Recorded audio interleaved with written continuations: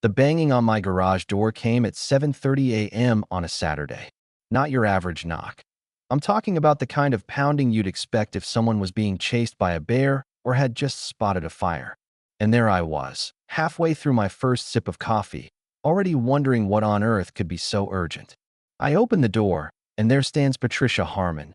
Yes, that Patricia. The one who never wears the same sundress twice, sunglasses covering half her face, clutching a beach tote that looked like it could fit a grown man. Her expression?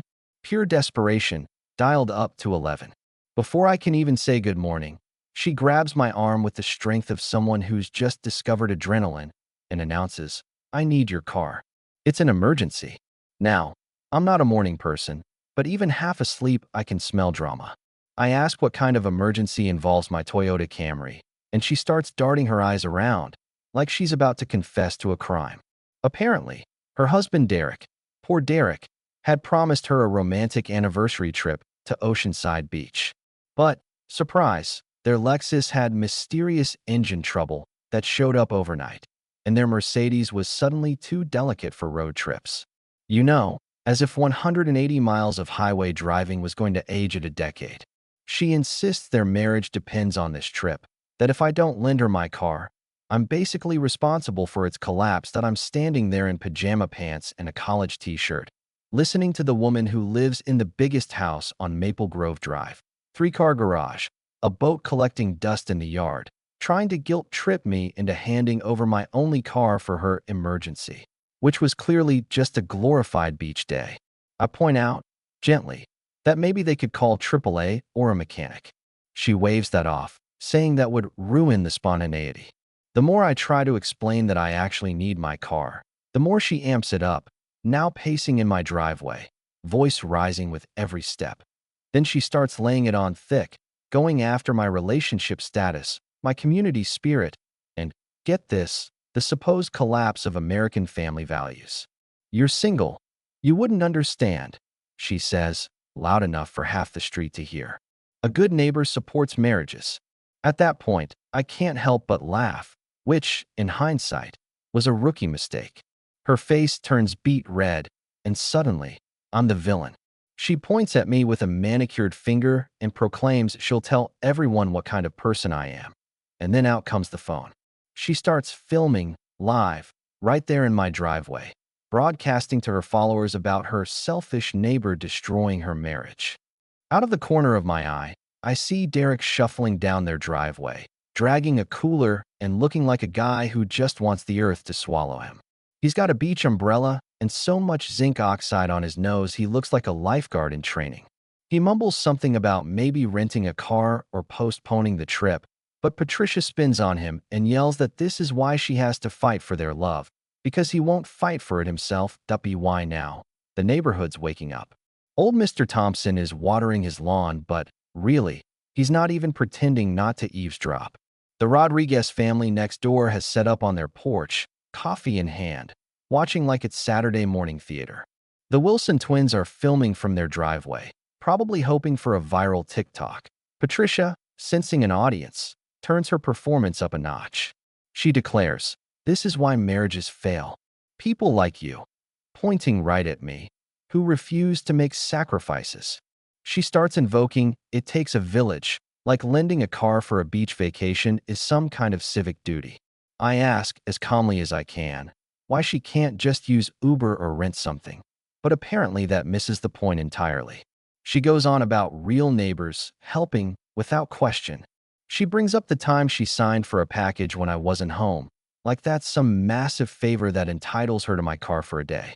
She even throws in that she's never complained about my late-night arrivals, like I should be keeping a running tally of neighborhood favors. Things get wild when Patricia suddenly lunges for my car keys, which were just sitting on the workbench in the garage. She's got surprisingly quick reflexes.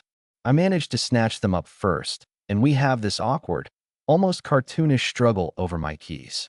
She's shouting about how she'll bring it back with a full tank, as if that makes this less insane. At this point, Derek finally tries to step in, gently touching her shoulder and suggesting maybe they should just go home. Patricia yanks herself away and accuses him of always taking the easy way out. She says this trip is their last chance to reconnect, and it's all on me that they're losing it. I'm the sole obstacle between them and marital bliss, apparently. She whips out her phone again, this time calling her brother-in-law, the lawyer. I hear only her side. Can you believe this? He won't even let me borrow his car. Isn't that illegal? Can we sue? Judging by her face, her brother-in-law isn't telling her what she wants to hear, and she hangs up on him mid-sentence, announcing she'll find a lawyer who understands justice. Sure, Patricia WY now, I'm done. I tell her firmly that if she doesn't leave my property, I'll call the police. She laughs. You wouldn't dare. The police have better things to do. So, I pull out my phone and call 911 right in front of her. Patricia's mood does a complete 180 the second she hears me give my address to the dispatcher. She backs off, hissing that I'll regret this, dragging Derek back toward their house, still ranting about the decline of the neighborhood. Derek throws me an apologetic glance. Poor guy. Cops show up 15 minutes later. I give them the story. Mr. Thompson offers up his security footage. A couple of other neighbors back me up. The officers go to talk to Patricia, but she's locked herself inside, still live-streaming her version of events. Which, it turns out, was a mistake. One of her followers is a local news reporter who thinks the story of a neighbor refusing to save a marriage by lending their car is gold for a slow news day. By that evening, Patricia's rant is all over local social media. People dig up her old posts, her bragging about luxury vacations, her broken Lexus spotted at a country club valet the week before. The comments are brutal. She's gone viral, but for all the wrong reasons. Monday rolls around, and the fallout hits. I file for a restraining order. The HOA fines her for disturbing the peace and bringing negative attention to the community. Her employer, the local real estate agency, decides they don't want someone like her representing them and lets her go. The cherry on top? Derek moves out and files for separation, citing the car incident as the last straw. Patricia's left jobless, hit with a $3,000 fine, and legally barred from coming within 100 feet of my house. The last time anyone saw her, she was loading boxes into a moving van, muttering about how everyone had blown a simple, neighborly request out of proportion. But here's the thing, and I want you to really think about it. Was I wrong for protecting my boundaries, or did I do the right thing?